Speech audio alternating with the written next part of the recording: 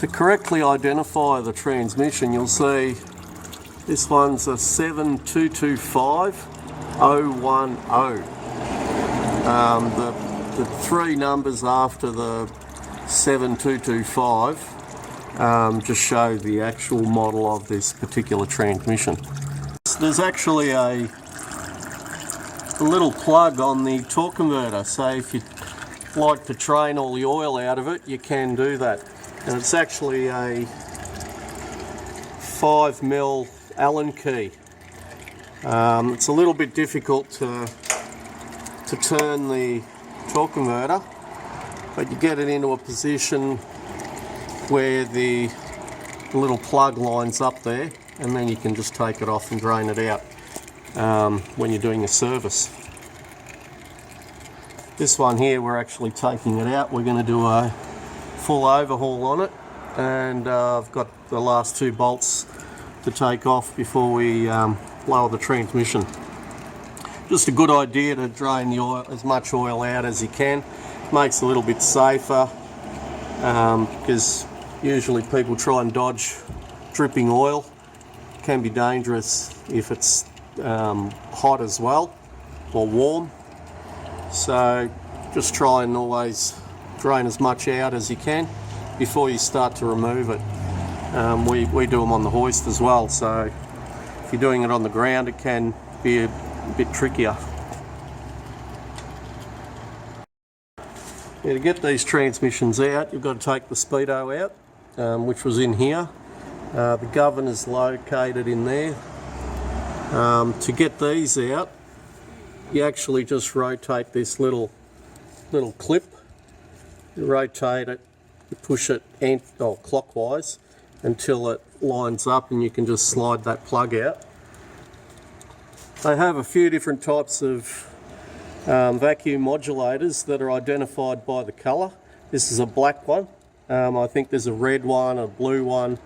Not sure what the other one is. I'm not sure what this switch is here, but that's bolted on with that little nut there.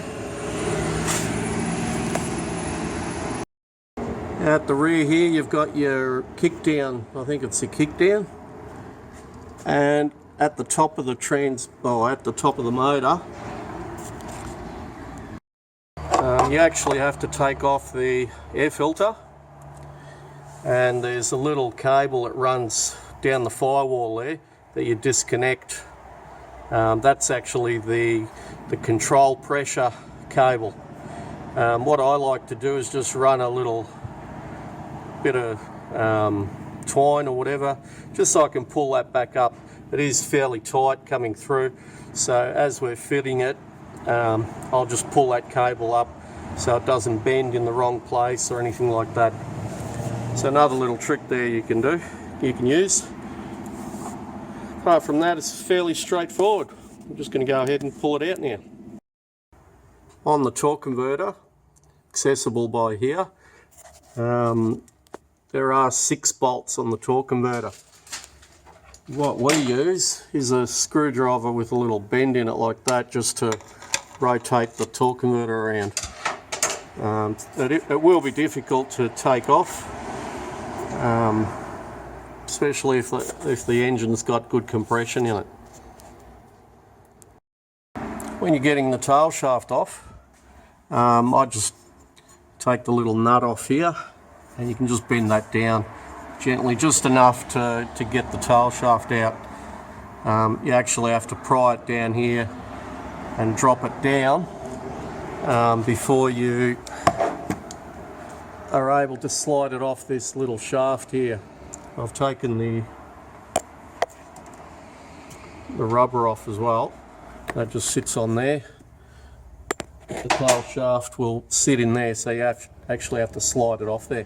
Also be careful, because sometimes on some transmissions these shafts are quite smaller in diameter and you can actually bend them, and that will cause all sorts of trouble as well. But as you can see, I've removed the whole exhaust off. It just makes it a lot easier to get it out. Even though it runs along here, it appears to be out of the way, but it's a lot easier if you just remove it.